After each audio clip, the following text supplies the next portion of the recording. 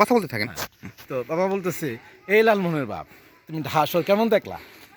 কয় কর্তা, ঢাকা শহর তো দেখলাম ভালোই, কিন্তু একটা জিনিস অসুবিধা। বাবা বললো, কি অসুবিধা? তুমি ঢাকা শহরে 2 দিন থেকে অসুবিধা বুঝিয়া লাইলা? কয় ঢাকা শহর দেখতে সুন্দর, খালি পায়খানার গড্ডা ছোটো। এই পায়খানা করে আগা আমি হাগবার পাই না, আমার একটু বন লাগে, নাহলে আগা ঠিক হতো না। তাই আমি ঢাকাতে চলে এলাম, তাহলে কিছুদিন থাকতাম। এই ছিল গারো হাজং হদিদের, হ্যাঁ, মানে সেই সময় যাপনের একটা দিনলিপি। কিন্তু পরবর্তীতে বাঙালি জনগোষ্ঠীর কি হিন্দু কি মুসলমান দুটিই চাপে তারা ঢাকা চলে যেতে বাধ্য হয়েছে, মাটি থেকে উৎখাত হয়েছে। কারণ এই ভূমি সংলগ্ন মানুষগুলো জীবন জীবিকা নির্ভর করে হচ্ছে তার জমির উপরে, জমির মালিকানার উপরে। তো এই অঞ্চলে একটা কৌতুক আছে যে গারোদের জমি কই? দলিল আছে বগলে, জমি নাই দখলে। নাইস, তো খুব চমৎকার। ঠিক আছে, যে বগলে দলিল আছে কিন্তু দখল নাই, দখলটা অন্যের আছে। তো দখল এই মধ্যস্বত্বভোগীরা, রাজনৈতিক পান্ডারাই মূলত লিজের নামে বিভিন্ন সরকারের সহায়তায়, প্রশাসনের সহায়তায় লিজ নিয়ে একবার জীবনযাত্রার যে জায়গাটা, এই যে গজনি, যার প্রকৃত নাম গাজনি, এই গাজনি গ্রাম শত শত গারো হাজংদের আবাসস্থল ছিল এই ইকো পার্কের নামে। ইকো পার্ক, অথচ এখানকার জনগোষ্ঠীকে উৎখাত করে, ইকো মানে তো সংলগ্ন সকলকে নিয়ে গড়ে ওঠা। তো গারো পার্ক গড়ে উঠলো এমন একটা জায়গা নিয়ে যেখানে কিনা মূল আদিবাসীই নাই। বাঙালি জনগোষ্ঠীর কি থাকলো? তাদের অবকাশ কেন্দ্র থাকলো, যে বাঙালি ক্লান্ত হয়ে ফিরে আসবে, ক্লিন্তে বছরে একটু অবকাশ করবে। কোথায়? এটি গারো গ্রামে।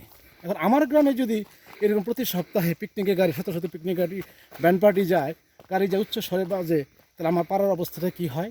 ঠিক এরকম একটি কথা আমি 92 সালে এক গারো বৃদ্ধ লোকের কাছে শুনেছিলাম, যিনি কিনা তেভাগা আন্দোলনে অংশগ্রহণ করেছিলেন। এই অঞ্চল তেভাগা টঙ্ক আন্দোলনে অংশগ্রহণ করেছিলেন, আমাদের রবি নিয়োগীর অনুগত শিষ্য ছিলেন।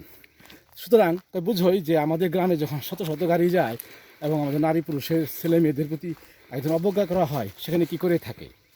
তাই গত 50 বছরে গারো হাজংয়েরা কেউ মাটি থেকে উৎখাত হয়ে ঢাকা নগরে চলে গেছে ওয়ার্ল্ড ভিশনের সহায়তায়, কেউ কেউ আবার দেশান্তরিত হয়েছে, কেউ কেউ আবার ধর্মান্তরিত হয়েছে, হ্যাঁ, আবার কেউ কেউ আবার গারো পরিবারের মেয়েকে বিয়ে করে ধর্মান্তরিত করে জমি দখল করেছে। নাহলে তো এবারই কী বলে একটা ইউনিয়নে এক চেয়ারম্যান ছিলেন, যিনি কিনা গারো পরিবারের, হ্যাঁ, ছোটো মেয়েকে বিয়ে করে প্রচুর ধন সম্পত্তির মালিক হয়েছিলেন। তিনি ধর্মান্তর করেছিলেন যে মেয়েটা বিয়ে করার ভিতর দিয়ে সে প্রচুর ধন সম্পত্তির মালিক হবে, জমির মালিক হবে।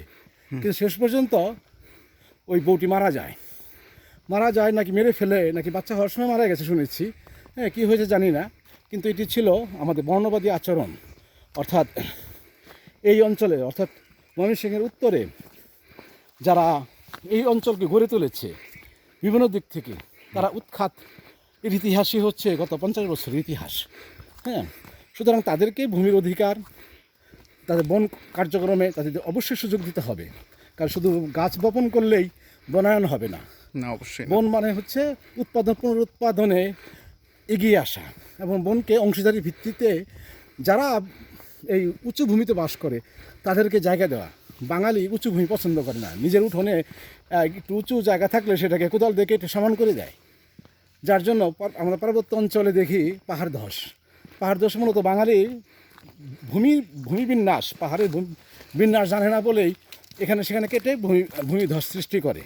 অথচ সেখানে চাকমারা বা পার্বত্য মারমারা দীর্ঘদিন যাবৎ বসত করছে। কীভাবে? কারণ পাহাড়ের বিন্যাস তারা জানে, পাহাড়ের ল্যাঙ্গুয়েজটা তারা বুঝতে পারে।